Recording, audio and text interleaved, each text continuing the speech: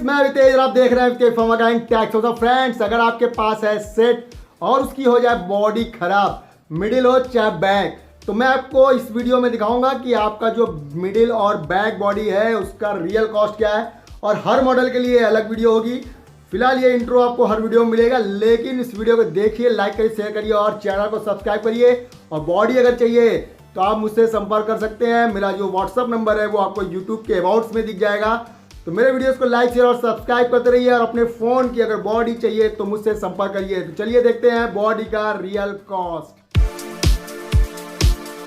Friends, ये है Oppo का Neo 7 बॉडी। अगर आपके पास है ओप्पो का Neo 7 A33 मॉडल तो आप ये बॉडी मंगा सकते हैं। पूरी कंप्लीट बॉडी आपको मिल जाएगी 750 रुपये का।